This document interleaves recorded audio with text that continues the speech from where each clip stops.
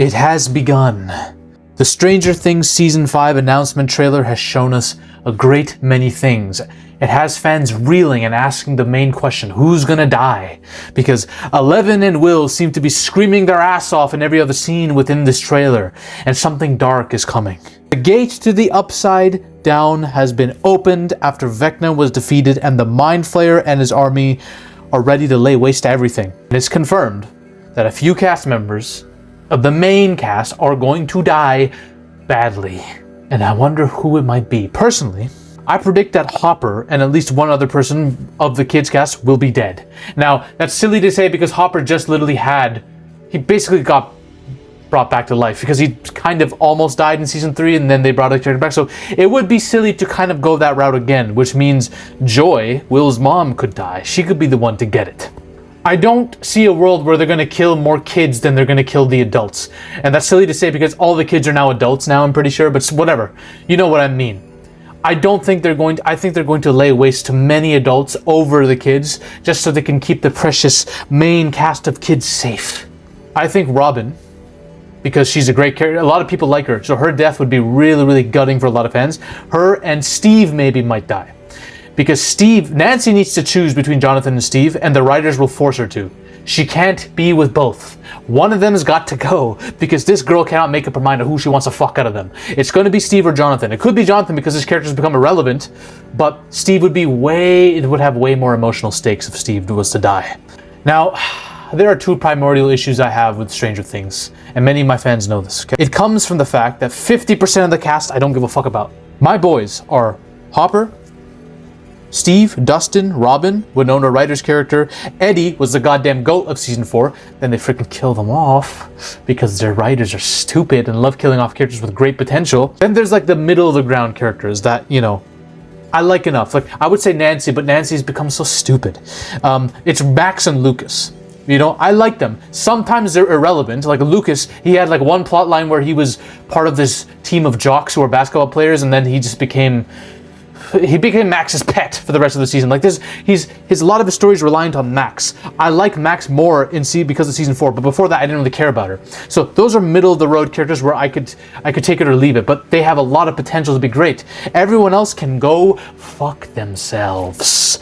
And that becomes a big problem when two of those characters I don't care about are integral to the story beyond words. Eleven and Will. Eleven is the main one. She's the only one who can really do anything because she has powers. She is the one who was experimented on. She's the one we started this mission off with, right? Everything began with Eleven and Will. Will was the first victim of the Mind Flayer and Vecna, right? Eleven and Vecna's rivalry undercurrents all this, everything, the entire story that Stranger Things is. And what is Eleven now? She is a crybaby for 90% of the season until she musters up the courage to do crybaby hands while using her power to defeat the main villain, like this. Until she does that, her character is irrelevant to the main story unless Mike is there. Her character clings to Mike and he clings back. Will has become the same thing now. Will was getting victimized and brutally molested by the Mind Flayer from season 1 to season 2. Season 3, I don't even know what he did. Season 4, he loves Mike. That's his damn character now. He loves Mike. His entire essence and soul revolves around Mike's groin area. That's it. He lives and dies on Mike's every word. That leads back to the character. And my fans know where I'm going with this because I made a whole video on this. But I have to reiterate it again because season 5's coming out. Mike. This pathetic little worm needs to go. Now, before I get into this, people think that when I'm shitting on Mike, I'm shitting on Finn Wolfhard, the actor. I'm not. I actually, compared to the other actors in this, I think Finn Wolfhard's the one I don't really have problems with. I love Dustin's actor because he just seems, down to earth. Will's actor is kind of cringe. She says some really stupid stuff. And, Millie Bobby Brown, people hate her or love her now. It's crazy what's happened with her actress. But still, I don't have a problem with Finn Wolfhard. I just think Mike kills the development of all the characters around him. And he's a freaking goblin! He gaslights Eleven every day. He gaslights her and makes her think she's a monster. Whenever she lashes out because she's getting bullied badly by a girl, and she assaults her. Mike makes her think she's a monster. When she accidentally when she loses her mind and goes crazy, she kind of hurls Lucas in season 1, and Lucas falls and gets sent back flying. And Mike's like, "What's wrong with you?" Goes crazy on her, and I'm like, bro, what kind of relationship is this? The writers make us watch these two have melodrama throughout the season. And it's happening to Will too now. Will, you're the OG victim of the Mind Flayer. You should have you're an integral piece to the story. And I know they're doing big things with Will in season 5. That's what's been teased. But this dude's freaking mind revolves around Mike. Mike has capsized all the development of everyone around him. And people are going to say, well, you can't. What are you going to do, Zaffy? I mean, Mike is irreplaceable. He was the leader of the boys, of the kids. He's the leader of the team. How can you replace him? No, he's not the leader of the team. This is a fallacy. This is a fallacy that the writers want to push on you. This is a psyop. He's not the leader. Lucas is. Now, the problem is, Lucas is away from this half of the team. He's always with Steve and Nancy and Robin and those guys now, right? It's Mike is with Will and Jonathan and Eleven. Mike is, you can easily just have Lucas be the leader of the team now. Lucas can lead the crew, because Lucas needs something to do, for God's sakes, man. I don't even know what the hell this guy does half the time. Have Lucas jump in there and kill Mike off. Please, I'm begging you. I'm begging you. And people are going to say, oh, Zaffy, you just want to kill characters off like this. This doesn't fit the story. You're stupid if you think this. I'm going to tell you exactly how it fits the story. Anyone who tells me that Mike dying doesn't help the story is a psyop. Their brains are psyoped and you're brainwashed and you're trying to destroy the show. You're pathetic. Don't ever tell me this garbage again, okay? Who else is going to lead besides Lucas? And Dustin, of course. What, Jonathan? Jonathan is spiritually checked out from the show since season 2. I don't even know a thing that guy has done since season 2, since banging Nancy. Nothing has occurred. Nothing's occurred with him.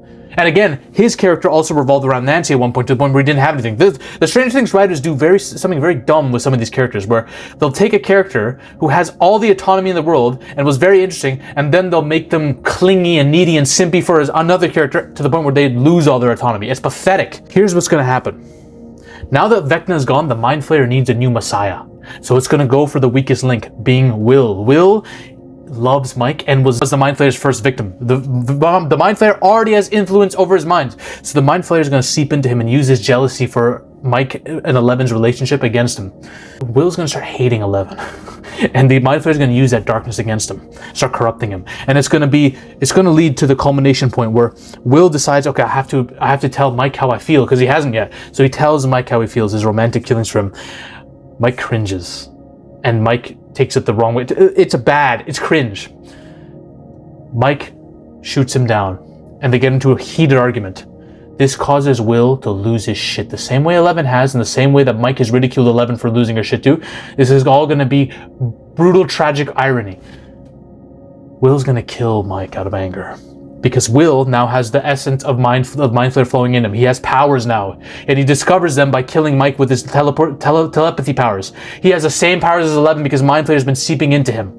He kills Mike, and I want Mike to die brutally, by the way. Mike can't just be, I don't want just a neck snap or a concussion and then he dies later. No, I want him to be dismembered or some shit. Like, I just need him to die very badly so I can get pleasure from watching it. So he dies. Mike dies. And Will's gonna hide the body. So no one's gonna know that Mike is now fucking dead until the second half of the season, basically. Okay, this is where because the season's broken up into 2 parts, by the way. Part 1 in November, part 2 in like Christmas or some shit. So this part 2 will be the reveal that Will was the one who did it, and is now he goes full Anakin Skywalker under the corruption of Palpatine.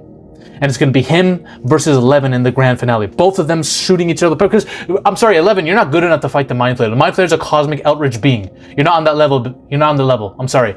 So it's going to be her versus Will doing their Jedi powers on each other, okay? In this final culmination point, Jonathan is going to sacrifice himself to break the grip and hold that Mind Flayer has over Will. Because he's his brother and power of love and all that shit, you know? He's going to sacrifice himself to break the hold that Mind Flayer has over Will. And Will's going to come back to his senses and be like, oh shit, my brother's just died. Jonathan's going to commit the ultimate sacrifice because that's the perfect way for his character to go. His character has had nothing to do for the past 2 seasons. Let's give him something now. The perfect way out. This will bring Will back to the fold. And now all the characters will assemble to destroy the Mind Flayer's influence over the world, okay? And here's the thing. The Mind Flayer's not going to die. The Mind Flayer's not going to die. You can't kill a cosmic being. What are you going to... 11. Oh, yeah, try doing that to Cthulhu. Try, I dare you. You're gonna get slapped up. They're gonna destroy his influence over the world. They're gonna shut him out completely.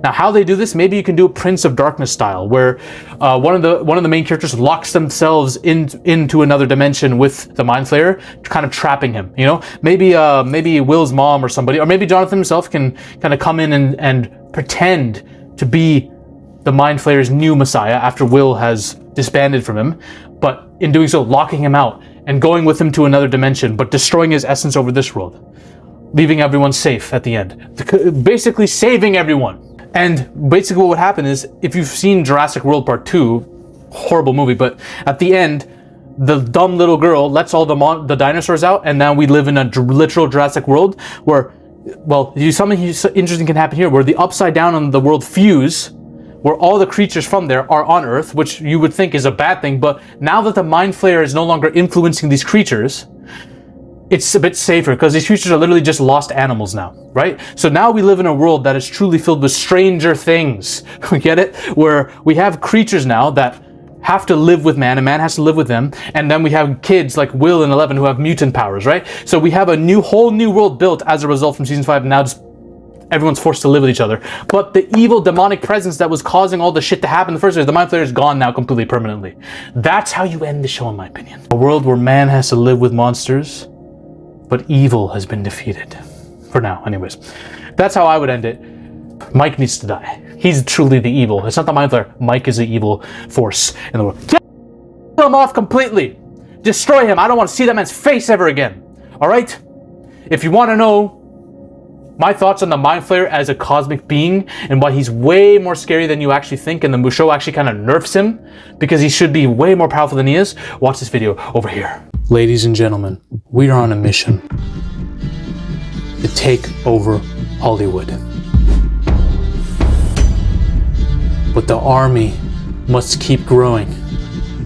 If you want to suggest video topics to me, or talk about your favorite movies or favorite film theories in a community with like-minded individuals, join the Zafy Discord now. Link is in the description and the comment section as well. Join us.